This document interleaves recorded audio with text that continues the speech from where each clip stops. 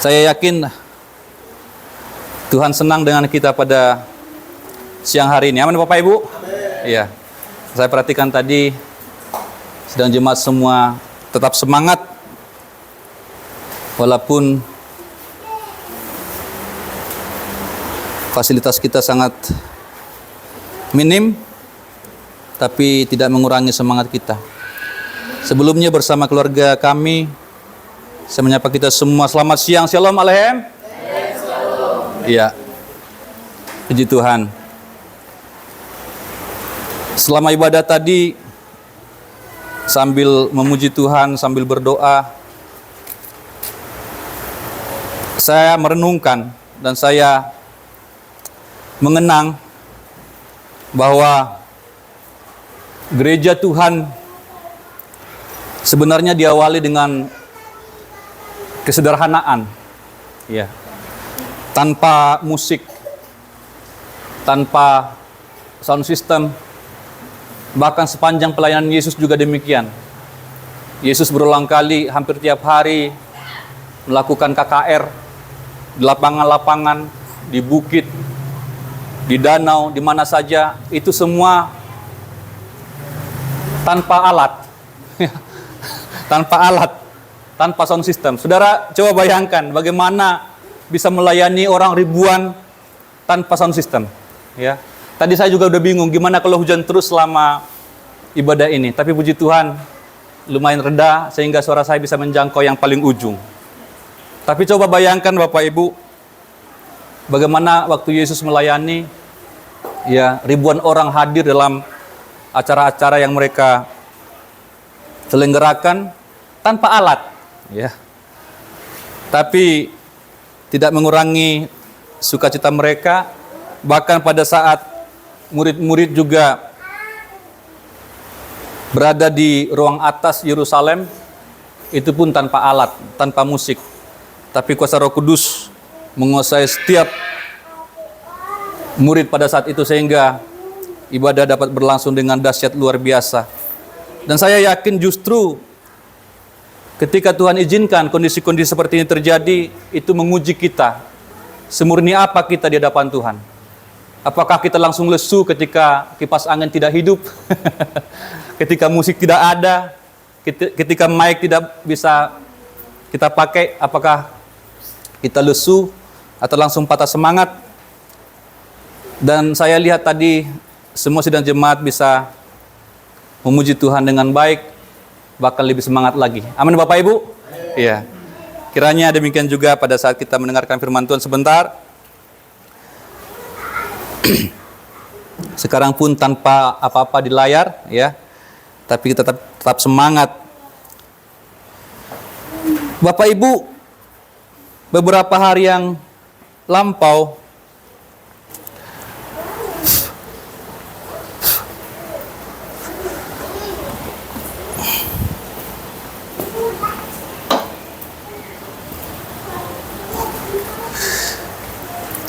istri saya menunjukkan sebuah tayangan atau video, ya. Itu sebuah acara ibadah umat lain, bukan orang Kristen, ya. Tetapi yang menarik di sana, acara mereka itu hampir sama dengan kita, ya. Ada pemimpin pujiannya, ada musiknya, ada backing vokal, ada choirnya, ada tamborinnya. Kemudian mereka memuji Tuhan, mereka menangis juga. Semua hampir sama dengan cara kita. Tapi mereka bukan agama Kristen. Saya melihat ini, kalau orang Kristen tidak mengenali apa yang menjadi perbedaan kita, ini nanti akan semakin menjadi lagi. Ya. Agama-agama lain sudah mulai mengadopsi cara-cara kita. Mereka menyembah, mereka memuji. Nada-nadanya juga mirip-mirip dengan nada-nada kita. Ini membuat saya, waduh. Dan kemudian ketika saya juga mendengarkan ya tayangan-tayangan di YouTube, podcast juga, narasi-narasi mereka juga sudah mulai memperdengarkan atau mengikuti cara-cara kita. Agama kami adalah agama kasih. Agama kami adalah mengajarkan cinta. Ya. Agama kami adalah damai sejahtera. Keselamatan adalah anugerah. Hal-hal seperti itu. Jadi, kalau saudara tidak hati-hati, ya, saudara akan mengatakan bahwa semuanya sama aja. Ya. Semua agama sama saja. Karena mengajarkan hal yang sama. Mengapa hal itu bisa terjadi, Bapak Ibu? Karena pada saat ini, dengan kemajuan teknologi, dengan kemajuan media dan informasi, sehingga setiap agama ini mulai saling bertukar. Agama A mendengarkan B, agama B mendengarkan C, demikian sebaliknya. Sehingga saya lihat apa-apa saja yang baik dari salah satu agama mereka ambil, mereka adopsi, mereka katakan. Dalam dunia akademis itu disebut plagiat, yaitu meniru karya orang lain. Dan itu terjadi. Demikian juga budaya. Budaya kita pun sudah mulai tidak murni lagi. Budaya Batak sudah mulai campur aduk dengan budaya yang lain. Mengapa? Karena kita menonton, melihat budaya-budaya yang lain yang ada di sekitar kita. Dulu mungkin kita harus pergi ke tempat lain untuk mengerti atau untuk belajar budaya mereka. Tetapi dengan kemajuan teknologi saat ini, kita bisa menyaksikan bagaimana ritual-ritual mereka, bagaimana acara-acara budaya mereka, dan kita bisa menangkap. Sehingga setiap budaya itu sudah saling mempengaruhi. Tetapi saya katakan Bapak Ibu, beberapa kali dari tempat ini, bahwa agama Kristen bukan hanya salah satu agama dari sekian banyak agama yang ada. Kepercayaan kita atau iman kita bukan hanya salah satu iman dari banyak aliran-aliran kepercayaan yang lain. Ini yang harus kita mengerti Bapak Ibu. Oleh sebab itu, kita mau belajar tentang pandangan atau wawasan dunia Kristen. Ya. Christian worldview. Wawasan dunia Kristen atau pandangan dunia Kristen. Apa itu Bapak Ibu? Wawasan dunia Kristen adalah konsep yang komprehensif atau menyeluruh mengenai dunia ini. Atau cara pandang orang Kristen melihat dunia. Bagaimana cara kita melihat dunia ini? Sudut pandang Kristen melihat dunia ini. Karena setiap pandangan dunia akan mempengaruhi bagaimana seseorang memandang kehidupan. Apa yang menjadi cara pandangnya, perspektifnya akan mempengaruhi dia mengambil keputusan juga. Akan mempengaruhi dia untuk berperilaku juga. Sadar atau tidak sadar. Jadi Bapak Ibu, kita perlu mengenal kembali pada hari ini. Saya tidak akan sempat mengurai semua karena ini adalah pelajaran yang sangat luas, sama dengan apologetika yang saya sampaikan pada waktu yang lampau. Tetapi kembali pada saat ini, minimal kita pernah diperkenalkan dengan hal ini. Ini penting Bapak Ibu, kembali saya katakan bahwa apabila kita serius dengan kehidupan ini, memikirkan kehidupan ini, dalam arti bukan hanya menjalani saja, ya, yang sekolah-sekolah lah, yang bekerja-bekerja lah, yang menikah-menikah lah, jalan aja seperti biasa. Tapi ketika kita mengambil waktu untuk merenungkan dengan serius kehidupan ini, maka ada 5 pertanyaan besar. Saya mulai dari sini Bapak Ibu. Ada 5 pertanyaan besar yang harus dijawab. Yang harus dijawab oleh setiap manusia. Sekali lagi dalam tanda kutip, yang serius untuk memikirkan kehidupan ini. Karena ini juga menjadi sebuah masalah juga. Belakangan ini manusia hanya menjalani kehidupan saja. Tidak pernah memikirkan lagi kehidupannya, tidak pernah kontemplasi lagi, tidak pernah merenung lagi karena terlalu sibuk dengan alat-alat itu semua. Hari demi hari, ya, sampai subuh tidak pernah lagi merenung untuk memikirkan dengan serius apa sih kehidupan itu. Apa 5 pertanyaan besar yang saya maksud? Pertama, dari mana saya berasal? Ya. Where did I come from? Dari mana saya berasal? Dari mana asal usul saya? Ini pertanyaan. Ini sebuah pertanyaan. Yang kedua, pertanyaan kedua adalah who am I? Siapa saya? Apa yang menjadi identitas saya? Nah, zaman ini Bapak Ibu adalah zaman di mana krisis identitas terjadi. Semua pertanyaan yang akan saya sebutkan nanti selalu akan mentok, ya, ketika mereka mencari jawaban di luar firman Tuhan. Ketika manusia mencari jawaban atas pertanyaan-pertanyaan besar ini di luar Alkitab. Dari mana saya berasal? Dari mana asal usul saya? Ketika saya bertanya seperti ini, bukan yang saya pertanyakan bukan dari mana kita berasal, kampung kita, bukan ya. Dari Siborong-borong, dari Pakat, dari mana, bukan itu yang saya pertanyakan. Tetapi asal usul kita pada awalnya itu dari mana? Kemudian who am I? Siapa saya? Apalagi anak-anak muda, ini menjadi salah satu pertanyaan besar, siapa saya?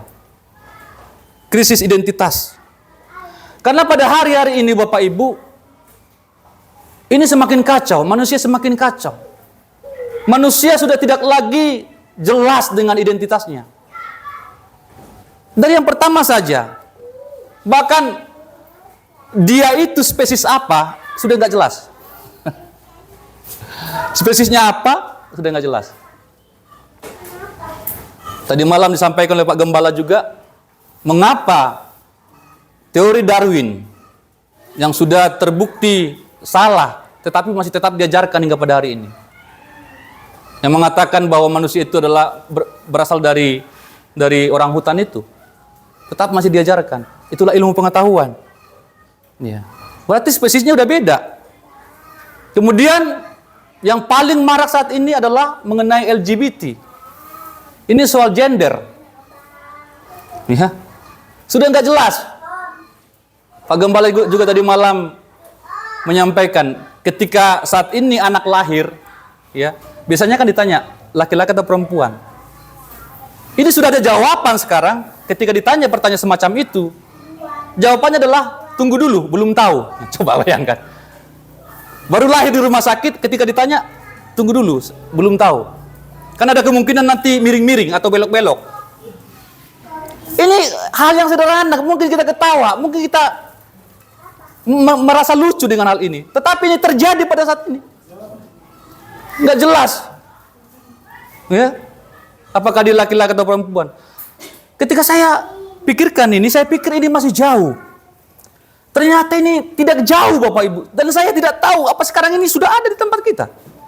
Karena di tempat saya mengajar, mahasiswa saya sekarang keluar dari kampus karena terlibat dalam persoalan lesbian. Antara perempuan dengan perempuan saling suka. Itu mereka lakukan bukan lagi di belakang orang, bukan lagi sembunyi-sembunyi, tetapi di kamar. Mereka sudah melakukan itu dengan bebas. Coba bayangkan. Ya, mereka memperlihatkan hubungan intim mereka di depan mahasiswa yang lain, di depan cewek-cewek yang lain, di kamar sendiri. Ya. Antara A dan B sama-sama cewek. Si A nyisir si B nyisir si A. Si A kasih lipstik sama si B kasih lipstik. Seperti itu. Anak-anak muda hati-hati. Ya.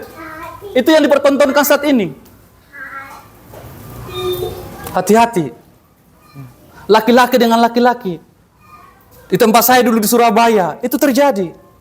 Mereka juga diskors dari kampus. Antara laki-laki dengan laki-laki. Kita pikir ini masih jauh. Ternyata sudah sedekat itu, Bapak Ibu. Tidak jelas dengan identitasnya. Apakah dia laki-laki atau perempuan? Tidak jelas. Belok-belok, bengkok-bengkok. Ya. Ini sesuatu yang sederhana bagi kita, tapi saat ini sudah kabur. Sekali lagi, kalau bukan dari Alkitab, semua akan kabur. Ya. Pertanyaan ketiga, why am I here? Ya, mengapa saya ada di sini? Mengapa saya ada di dunia ini? Ini mempertanyakan apa yang menjadi makna hidup, apa yang menjadi tujuan hidup. Tadi juga Bapak Saribu bersaksi, banyak manusia yang tidak jelas tujuan hidupnya. Benar itu, Pak. Benar itu. Nggak jelas. Nggak jelas tujuan hidupnya, nggak jelas arti hidupnya. Sehingga ada banyak orang yang bunuh diri, bukan karena dia kurang makan, bukan karena dia kurang cantik, bukan karena dia kurang pintar. Bahkan artis-artis, bahkan orang-orang yang terkenal, tokoh-tokoh, bunuh diri, loncat dari lantai atas, jatuh jadi tape. Mengapa? Karena nggak jelas tujuan hidupnya, nggak jelas arti hidupnya. Ya. Nggak jelas. Sudah kaya, kalau sudah kaya mau diapain? Sudah punya mobil, mau diapain? Bisa kemana-mana, terkenal, mau apa? Nggak jelas tujuan hidupnya, akhirnya bunuh diri. Ini pertanyaan-pertanyaan besar. Kemudian yang berikutnya, how should I live? Ya. Bagaimana saya harus hidup? Ini juga tidak jelas. Bagaimana saya harus menjalani hidup saya? Ya. Karena orang masing-masing punya pendapat yang berbeda-beda. Ada mengikuti wejangan-wejangan nenek moyangnya, ada mengikuti wejangan-wejangan dari guru-gurunya, dan bisa bertabrakan. Apa moralitas yang harus dia hidupi? Pada saat ini krisis juga, Bapak Ibu. Moralitas juga semakin krisis. Krisis moral. Kami bahas ini secara dalam di Exploring Worship, ya, dalam Bible Study. Bapak Ibu tidak datang, ya. Semakin menjadi, nggak jelas lagi mana yang benar, mana yang salah.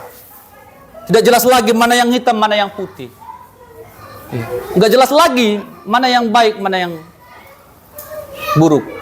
Mana yang boleh, mana yang tidak boleh. Kabur semua. Nggak jelas lagi bagaimana saya harus menjalani hidup saya. Nggak jelas. Maka akhirnya nanti kembali pada diri masing-masing. Ya, saya jalankan hidup saya sesuka saya. Saya jalankan hidup saya semau saya. Yang penting saya tidak mengganggu orang. Ini sudah banyak sekali diucapkan oleh anak-anak muda. Yang penting saya tidak ganggu lo. Yang penting saya tidak ganggu orang.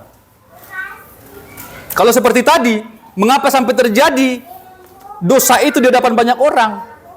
Ya pikirannya seperti itu. Yang penting saya tidak ganggu orang. Mereka sama-sama berdua berciuman di depan umum, tidak mengganggu orang, katanya.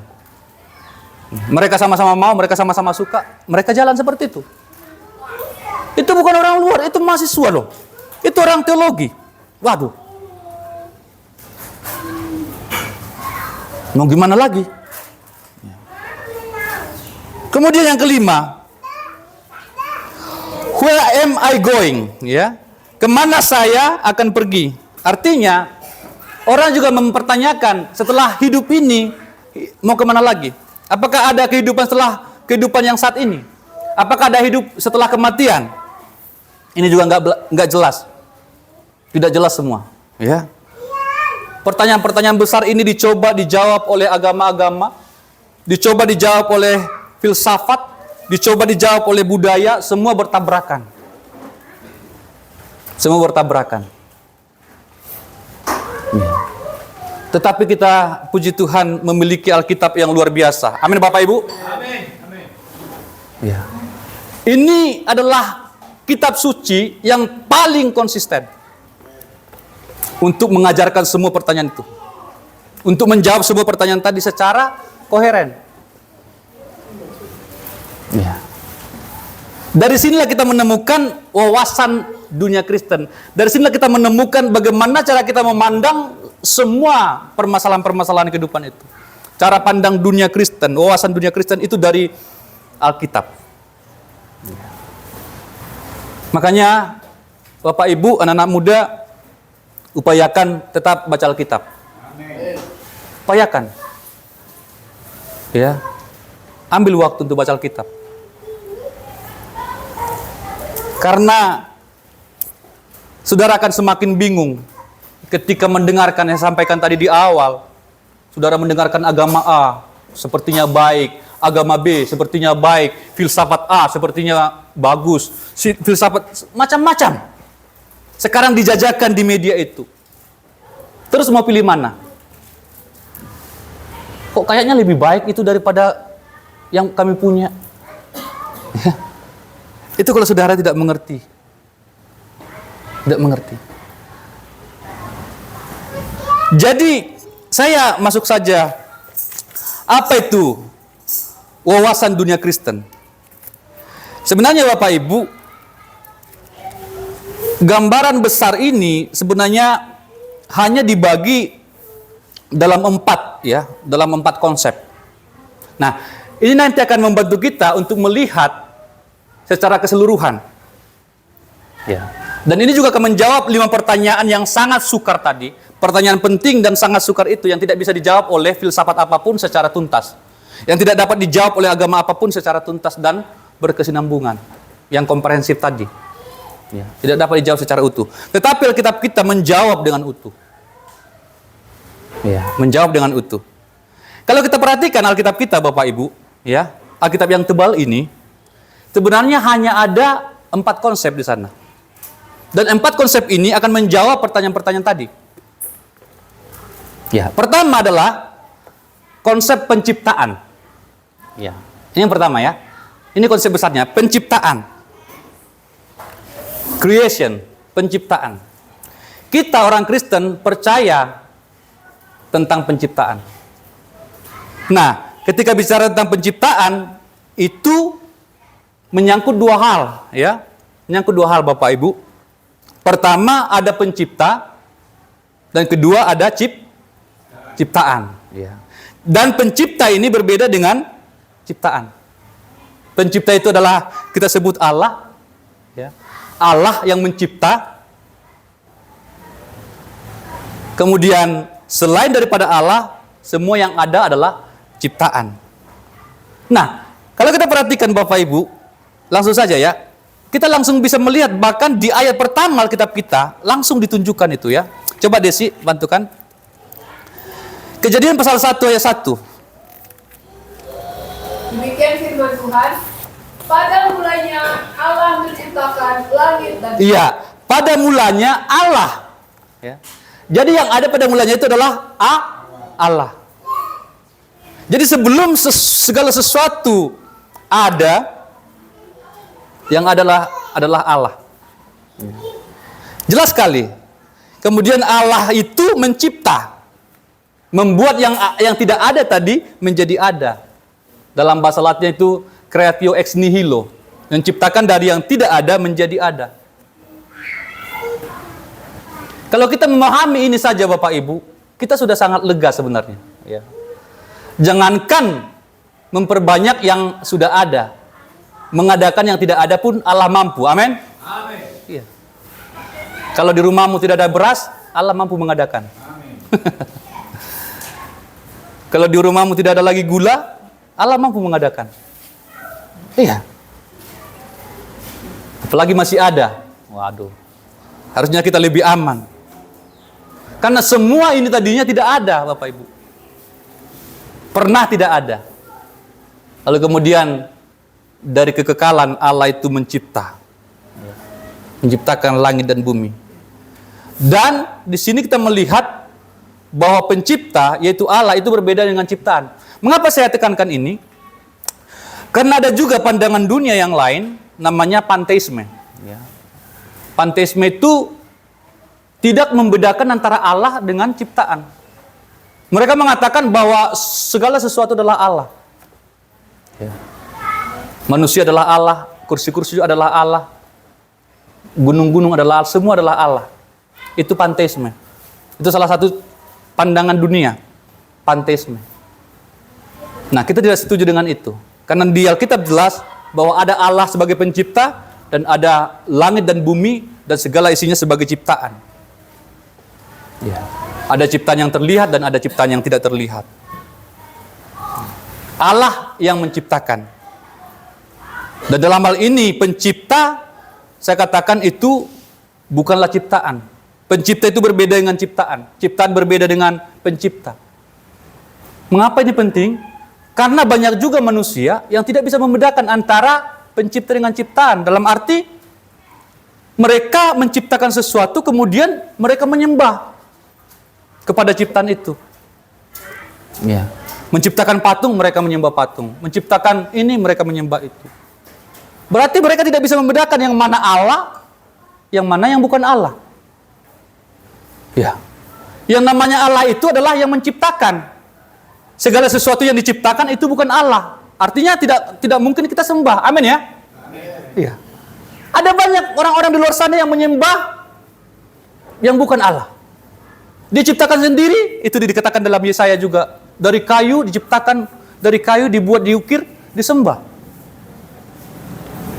Berarti tidak bisa membedakan antara Allah dengan yang bukan Allah. Masa disembah padahal dia sendiri yang buat? Ya. Itulah namanya berhala. Ya. Nggak bisa membedakan. Jadi kita jelas. Ada pencipta, ada ciptaan. Dan Allah yang menciptakan. Segala sesuatu berawal dari ketika Allah menciptakan. Kemudian, pada awal penciptaan, ya, itu semua berawal dengan amat baik. Coba Desi, ayat yang ke-31. Maka Allah melihat segala yang dijadikan itu sungguh amat baik. Iya. Jadilah petang dan jadilah pagi, itulah hari ke-6. Iya. Jadi ketika Allah menciptakan segala sesuatu, saudara bisa baca nanti dari awal itu dari ayat 1 sampai seterusnya, ini adalah ayat penutup. Ketika Allah selesai menciptakan dan Allah melihat dan menilai bahwa segala sesuatu itu sungguh amat baik. Jadi Allah menciptakan yang sangat baik. Allah selalu menciptakan yang baik, Bapak Ibu. Ini penciptaan. Allah menciptakan yang sangat baik. Selalu Allah menciptakan yang baik, bahkan amat baik. Allah tidak pernah menciptakan sesuatu yang tidak baik. Ya. Nanti kita melihat nanti pada poin yang kedua. Ketika Allah menciptakan semua amat baik, ya, dan Allah sendiri mengatakan bahwa itu amat baik, itu adalah penilaian Allah, bukan penilaian malaikat, bukan penilaian manusia, tetapi penilaian Allah sendiri. Pertama dia menciptakan, ya, kemudian dia yang menilai, yang mengatakan sungguh amat baik. Berarti dengan singkat kata adalah sempurna. Amin. Amin. Itu pekerjaan Allah. Pekerjaan Allah sempurna. Kita akan melihat nanti pada akhirnya. Kemudian poin yang kedua atau konsep yang kedua adalah kejatuhan. Yang pertama tadi penciptaan, yang kedua adalah kejatuhan. Ya. Ciptaan itu jatuh. Siapa yang jatuh? Yang memiliki kehendak bebas. Yang pertama jatuh adalah malaikat. Saya katakan tadi Allah menciptakan makhluk-makhluk yang tidak terlihat dan yang terlihat. Salah satu yang tidak terlihat adalah makhluk roh namanya malaikat. Malaikat ini memiliki kehendak. Ketika kehendaknya tidak sesuai dengan Tuhan, bahkan dia mau mengatasi Tuhan, disitulah dia jatuh. Ya. Malaikat itu jatuh. Malaikat diciptakan Allah itu jatuh. Kemudian yang kedua jatuh adalah manusia. Manusia jatuh. Kalau kita lihat kejatuhan manusia, coba pasal 3, Desi. Ya, saya singkat aja Bapak Ibu ya. Ayat 6. Demikian firman Tuhan. Perempuan itu melihat bahwa buah pohon itu baik untuk dimakan, sedap kelihatannya. Ya. Lagi pula pohon itu menarik hati karena memberi pengertian. Ya. Lalu ia mengambil dari buahnya akan dimakannya dan diberikannya juga kepada suaminya yang bersama-sama dengan dia, dan suaminya pun memakannya. Ya, kita sudah sangat mengenal kisah ini, bahwa apa yang dimakan oleh Hawa dan suaminya adalah buah pohon pengetahuan yang baik dan yang jahat yang dilarang oleh Tuhan. Itu kejatuhan manusia. Ya, kejatuhan manusia. Dan itu juga ada andil setan juga, andil iblis yang berwujud pada saat itu seperti ular, ya, menggoda manusia itu. Malaikat jatuh, kemudian manusia jatuh. Ya. Apa itu artinya dosa? Jelas dikatakan, ini kejatuhan adalah dosa, ya. Dosa dari makhluk-makhluk yang berkehendak bebas. Apa itu dosa? Coba Desi, kita perjanjian baru dulu. 1 Yohanes 3.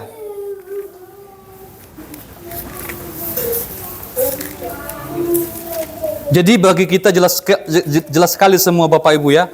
Alkitab kita sangat jelas ya, apa itu dosa, ya. Apa itu kejatuhan. 1 Yohanes pasal 3 ayat 4.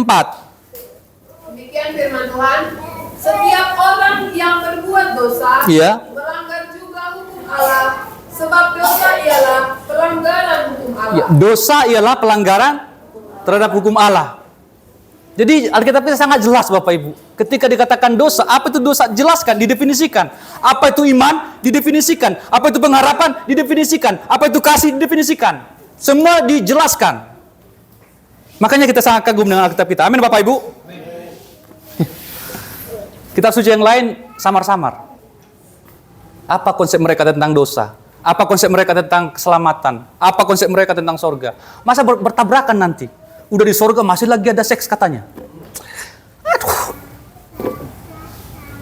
Ya, karena itulah yang paling indah yang mereka miliki, yang mereka bisa pikirkan. Ya, aduh. Ada lagi bidadari katanya di sana. Yang kerjanya melayani laki-laki. Tapi bagi kita jelas sekali, ya, dosa itu adalah pemberontakan kepada Allah, melanggar hukum Allah. Yang dilanggar oleh Adam dan Hawa itu larangan itu tadi, itu hukum. Dilanggar, pelanggaran terhadap hukum Allah. Dosa, coba sekali lagi Desi, ayat 4 tadi. Setiap orang yang berbuat dosa melanggar juga hukum Allah. Iya. Sebab dosa ialah pelanggaran hukum Allah. Iya, dosa ialah pelanggaran hukum Allah. Jadi ini kejatuhan, dosa. Dan dosa adalah akar dari semua masalah. Perhatikan Bapak Ibu ya. Saya semakin menjelaskan ini supaya kita tahu apa sebenarnya masalah. Ya, akar dari masalah yang ada dalam hidup ini. Ya, dosa. Coba Kejadian, kembali ke Kejadian, ya. Kejadian 3 ayat 17.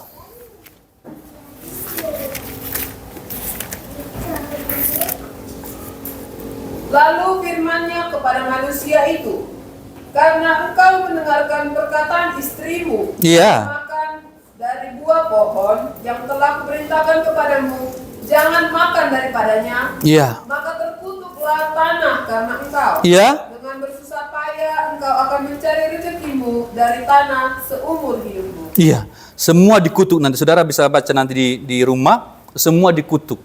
Dan yang menarik di sini, tanah pun dikutuk. Tanah pun dikutuk. Jadi setelah kejatuhan manusia ke dalam dosa, tanah di mana kita ada, bumi tempat di mana kita ada, sudah dikutuk oleh Tuhan. Ya. Sudah dikutuk oleh Tuhan. Ya. Coba bayangkan Bapak Ibu, betapa suburnya tadinya Taman Eden itu. Ya. Saya yakin sekali itu pasti banyak sekali buah-buahan yang ranum di sana. Bahkan tidak bisa mereka habiskan. Mungkin berjatuhan buah-buah di situ, buah apel, buah pisang, karena nggak sanggup mereka habiskan. Ya, montok-montok semua. Kadang mama suruh beli pisang ya, tapi pisangnya itu bakar rason. Ya, nggak benar pisangnya itu. Salah satu ya, Bapak Ibu ya, cara kita cari pisang itu. Kalau cari pisang itu sebaiknya lihat dulu apa namanya. Sisirannya itu, kalau sudah hitam, itu tidak bagus itu. Berarti itu muda. Kalau bisa yang lebih hijau lah ya. Cari pisang desi ya, tutor. Cari yang agak hijau citranya itu. Ya kadang memang, aduh, matang tapi nggak manis. Saya yakin buah-buah seperti yang sekarang itu tidak ada di Taman Eden ya. Taman Eden semua yang ranum-ranum ya. Bagus-bagus semua. Ya gimana? Taman itu kan taman buatan Tuhan. Coba bayangkan Bapak Ibu ya saudara. Taman yang dibuat oleh Tuhan sendiri. Gimana nggak indah? Secara estetika indah dan buah-buah pun di sana pasti banyak sekali. Dan setelah itu tanah dikutuk. Sekali lagi Desi, coba tekankan yang tadi, terkutuklah tanah itu. Lalu firman-Nya kepada manusia itu, karena engkau mendengarkan perkataan istrimu, dan makan dari buah pohon yang telah kuperintahkan kepadamu, jangan makan daripadanya, maka terkutuklah tanah karena engkau. Bersusah payah engkau akan mencari rezekimu dari tanah seumur hidupmu. Terkutuk tanah, manusia pun semakin susah cari rezeki. Tadinya tidak ada yang susah. Mungkin si Adam capek karena hal lain, tapi untuk dapatkan makanan tidak pernah Adam susah. Tidak pernah Hawa susah karena cari makan. Tetapi manusia pada saat ini lebih banyak susah karena cari makan, benar ya? Untuk yang lain mungkin bisa santai, tapi untuk cari makan susah. Harus keringatan. Jadi Bapak Ibu, kalau kita sekali-sekali keringatan begini beribadah, nggak apa-apa lah ya, amin ya. Kan di luar sana kita kan keringatan juga cari makan. Kenapa kita tidak permasalahkan? Sampai keringat-keringat jagung, ya, matahari terik. Kita nggak komplain kok. Kenapa 2 jam kita ibadah karena nggak ada kipas, kemudian udah kayak... Janganlah Bapak Ibu ya, amin ya. Ya, karena yang kita lakukan ini untuk Tuhan. Dan kita pun tidak sengaja membuat kipas ini tidak hidup ya. Kita sudah buat banyak kipas di sini, walaupun tetap juga panas. Ya memang itu sudah Tuhan nubuatkan itu. Dan saya yakin di Taman Eden itu suhunya pun adem, ya. Pas, nggak panas, nggak dingin, pas. Ya. Taman ciptaan Tuhan, ya. Tapi setelah kejatuhan, semua menjadi berantakan. Dan kemudian yang paling celaka lagi, bahwa dosa itu merusak relasi. Ya, itu paling memprihatinkan lagi. Ya, dosa itu merusak relasi, merusak hubungan. Merusak hubungan manusia dengan Tuhan, merusak hubungan manusia dengan manusia, merusak hubungan manusia dengan alam. Itu dosa. Gara-gara dosa. Sebelum dosa ada, ketika Tuhan membawa Hawa kepada Adam, oh inilah dia, tulang dari tulangku. Tapi setelah dosa masuk, ya, Adam menghina Hawa. Perempuan yang Tuhan tempatkan, gara-gara itulah saya berdosa, gitu ya. Tadi inilah dia, tiba-tiba setelah berdosa, langsung dicela. Bahkan Tuhan pun dicela. Karena dalam kalimat itu, si Adam juga sedang mengarahkan masalah itu kepada Tuhan. Apa perempuan yang Tuhan tempatkan di sisiku, dialah yang memberikannya kepada saya. Berarti si Adam sedang menyalahkan Tuhan. Kalau si Hawa tidak ditempatkan di sisinya, berarti dia tidak berdosa. Kira-kira begitu kan? Itu orang berdosa Bapak Ibu. Dosa apapun selalu mencari kambing hitam. Kalau tidak begini, saya tidak korupsi, gitu ya. Apapun dosa yang dilakukan manusia pasti cari pembenaran. Ya gara-gara semua sudah korupsi, makanya saya korupsi. Gara-gara semua sudah tidak benar, maka pun saya tidak benar. Karena tidak mungkin saya tidak benar sendirian. Iya kan?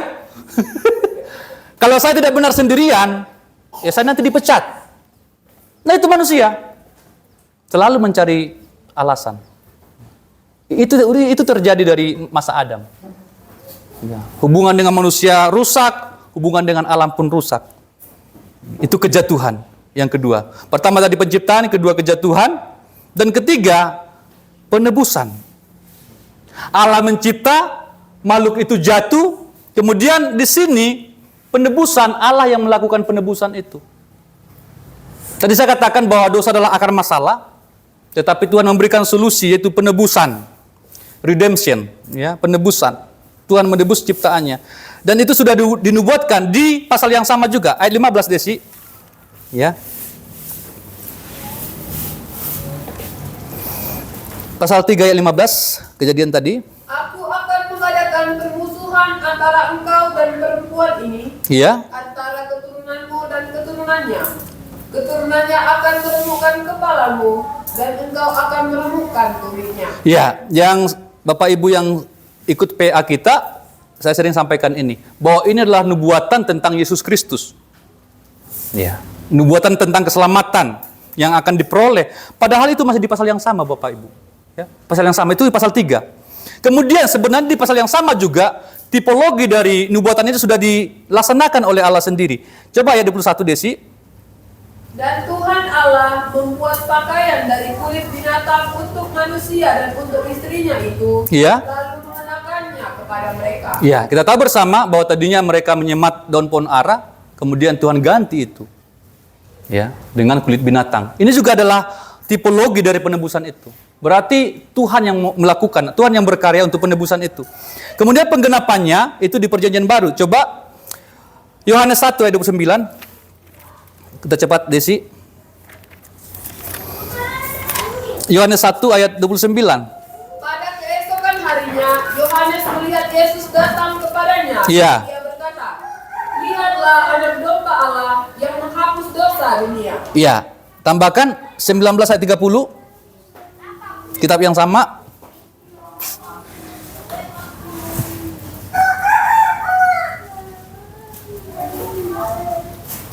Sesudah Yesus meminum anggur asam itu, Iya. berkata ia, Ya. sudah selesai. Sudah selesai. Lalu ia menundukkan kepalanya dan menyerahkan nyawanya. Sudah selesai penggenapan penebusan itu. Waduh, luar biasa Bapak Ibu. Kita buat masalah, Tuhan selesaikan masalah itu. Aduh, nggak ada seperti itu Bapak Ibu. Jadi kita harus jelas ya, jelas perbedaan agama Kristen dengan yang lain. Tidak ada nabi yang mati untuk umatnya. Tidak ada, tidak ada. Jadi jangan setuju kalau orang katakan bahwa Kristen itu hanya satu agama dari agama yang lain. Tidak, beda sekali. Semua agama adalah usaha manusia itu sendiri untuk mencari keselamatannya. Kalau usaha manusia, ya makanya mudah-mudahan. Tapi ketika itu karya Allah, itu pasti, amin. Tetapi ada nanti, poin terakhir, tanggung jawab kita. Ya. Jelas sudah selesai. Keselamatan itu sudah tersedia. Penebusan itu sudah tersedia. Pengampunan itu sudah tersedia. Dan satu lagi saya tambahkan Desi, 1 Korintus 6 ayat 20. Sebab kamu telah dibeli dan harganya telah lunas dibayar. Iya. Jelas ini. Ini soal penebusan. Lunas. Sekali lagi Desi. Yang jelas. Sebab kamu telah dibeli dan harganya telah lunas dibayar. Iya. Ditebus dengan lunas. Bukan kredit, bukan cicilan. Tapi lunas. Selesai. Selesai. Itu yang dimaksud selesai. Kalau sudah lunas, sudah selesai. Orang suka guyon ya. Beda katanya suara motor yang kredit dengan yang sudah lunas. Kalau yang masih kredit. Kalau sudah lunas, nas gitu ya. Ya itu candaan aja. Tapi kita yakin bahwa kita sudah lunas. Artinya Bapak Ibu tidak ada sesuatu lagi yang perlu kita tambahkan untuk apa yang Tuhan lakukan. Tetapi ada yang harus kita lakukan. Coba ya. Kita harus percaya. Coba Yohanes 3 Desi, Yohanes 3:16 sudah sangat terkenal ini ya. Atau sudah hafal Desi mungkin. Yohanes 3:16.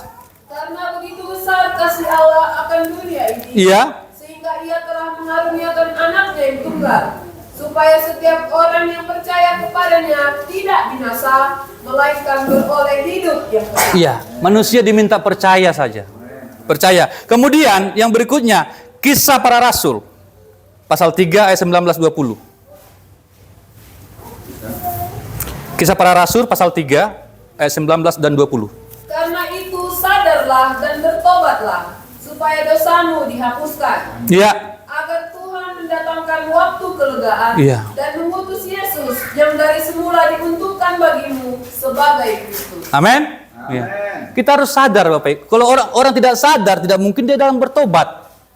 Yang tadi saya contoh-contohkan itu, mereka itu tidak sadar bahwa mereka telah berada dalam dosa. Mereka telah melakukan dosa. Mereka tidak sadar itu. Makanya mereka tidak tobat. Ya. Bahkan banyak orang sekarang yang tidak percaya kok dengan konsep dosa. Apa itu dosa? Enggak ada dosa. Pokoknya apa yang saya suka, saya lakukan. Yang penting saya tidak ganggu kamu. Itu aja sekarang pernyataan orang. Tetapi ada dosa, dikatakan oleh Alkitab. Ketika kita melanggar hukum Allah, tidak taat kepada perintah Allah, itu dosa. Amin Bapak Ibu. Dan kita harus sadar itu. Sebenarnya Tuhan tidak rumit kok. Ya. Ketika kita sadar, kembali lagi, bertobat. Melakukan dosa lagi, sadar lagi, bertobat. Itu saja. Itu penebusan. Penebusan sudah tersedia, dan kita menanggapi dengan percaya dan bertobat.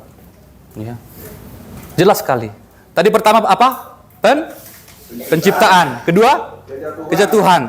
Kemudian, dan terakhir adalah pemuliaan, glorification, ya, pemuliaan.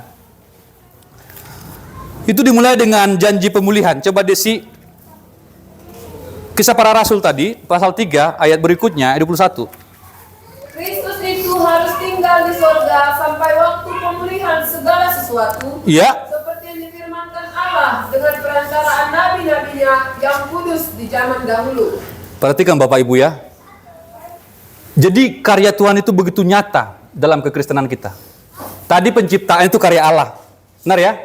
Kemudian kejatuhan itu karya makhluk ciptaan, termasuk manusia. Ya, itu saja yang bisa dilakukan manusia ciptaan ini.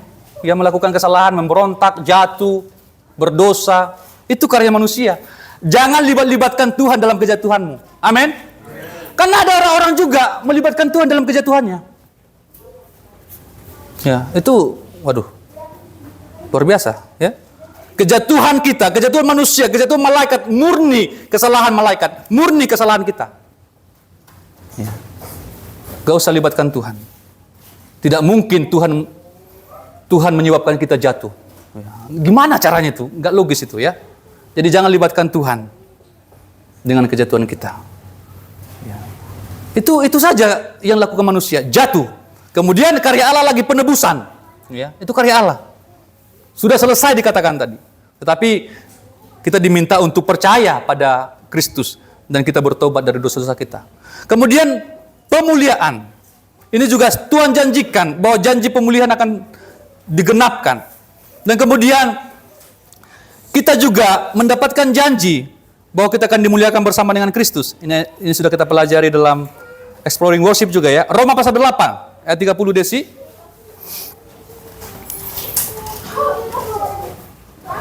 Dan mereka yang ditentukannya dari semula, ya. Mereka itu juga dipanggilnya. Ya. Dan mereka yang dipanggilnya, mereka itu juga dibenarkannya. Ya. Dan mereka yang dibenarkannya, mereka itu juga dimuliakannya. Ya, perhatikan Bapak Ibu.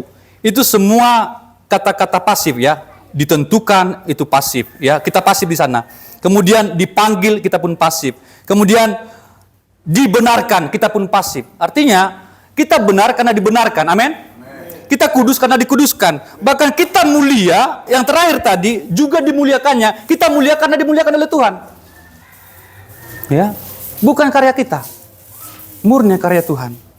Tetapi kita harus percaya dengan apa yang Yesus lakukan. Percaya saja. Dia yang melakukan semua kok. Ya.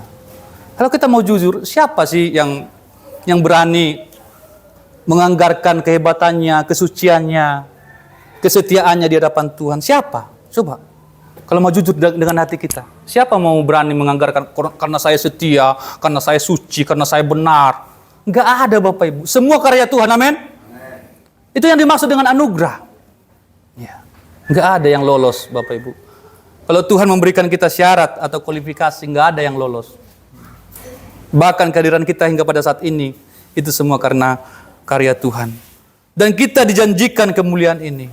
Dia akan dimuliakan, kita akan dimuliakan. Kita yang percaya kepada Dia akan dimuliakan. Ayat terakhir, Wahyu 21, ya, ayat 5. Minimal Bapak Ibu, pada siang hari ini kita sudah diperkenalkan dengan wawasan dunia Kristen yang sangat utuh, ya. Tidak ada yang sehebat ini di luar sana. Saudara bisa cari. Ya, Wahyu 21 ayat 5. Ia yang duduk di atas tahta itu berkata, lihatlah, aku menjadikan segala sesuatu baru. Ya. Dan firman-Nya, tuliskanlah karena segala perkataan ini adalah tepat dan benar. Ya, coba kita baca ini Bapak Ibu ya. Dengan yakin untuk mengakhiri perjumpaan kita pada saat ini. Ini yang Tuhan janjikan bagi kita, bahwa yang lama-lama itu sudah Tuhan selesaikan, dan ini adalah janji Tuhan bahwa Tuhan akan menjadikan segala sesuatu baru. Wahyu 21 ayat 5 untuk mengakhiri perjumpaan kita. Kita baca bersama-sama dengan suara yang lantang. 1, 2, 3. Ia yang duduk di atas tahta itu berkata, lihatlah, aku menjadikan segala sesuatu baru. Lalu firman-Nya, tuliskanlah, karena segala perkataan ini dapat dipercaya dan benar. Amin Bapak Ibu. Sekali lagi, karya Tuhan begitu luar biasa bagi kita. Ya. Benar-benar, ya. Sebenarnya tidak ada alasan kita untuk bisa terpisah lagi dari kasih itu. Tidak ada alasan lagi. Jelas sekali. Kalau kita lihat dalam 4 konsep ini, andil kita apa sih? Hanya melakukan kejatuhan tadi. Kemudian Tuhan minta ketika kita sudah jatuh, Tuhan minta kita percaya pada apa yang Yesus lakukan. Itu saja. Dan kita berbalik kepada Dia. Penciptaan, kejatuhan, penebusan, pemuliaan. Kita akan dimuliakan bersama-sama dengan Dia. Amin Bapak Ibu. Itu yang kita nantikan. Kita harus menantikan itu lebih daripada kemuliaan dunia ini. Supaya kita jangan silau. Walaupun nanti Tuhan mungkin berkati kita, tapi jangan silau dengan itu. Jangan terikat dengan itu. Kami belajar pada saat PA kemarin, Abraham itu kayanya minta ampun, tetapi dia bangun kemah-kemah saja, karena matanya tertuju kepada kota yang surgawi itu, Bapak. Iya, dia selalu bangun gubuk-gubuk dimanapun dia ada. Dia bukan tidak bisa membangun rumah, tapi karena dia melihat jauh ke depan. Ya, dia tidak terlalu silau dengan dunia, dengan harta-harta itu. Walaupun dia punya. Nah, saya sampaikan dalam Kamis kemarin. Mereka yang punya aja, yang bisa melakukan segala sesuatu dengan hartanya, tidak silau dengan itu. Kenapa kita yang tidak punya ini kok silau? Ngerti Bapak Ibu ya? Kita nggak punya loh. Ya. Apa susahnya kita untuk melekat dengan Tuhan? Ya. Mereka aja yang punya tidak melekat kok. Musa juga termasuk. Ya. Dia meninggalkan Mesir, dia meninggalkan predikat pangeran itu, dia meninggalkan kebangsawanannya dan memilih menderita bersama dengan umat Tuhan di padang gurun. Ya. Sekali lagi Bapak Ibu, Tuhan menyediakan yang terbaik bagi kita. Amin Bapak Ibu. Ya. Tuhan akan muliakan kita jika kita mau menderita bersama dengan Dia. Saya serahkan pelayanan selanjutnya. Silakan Bapak Gembala.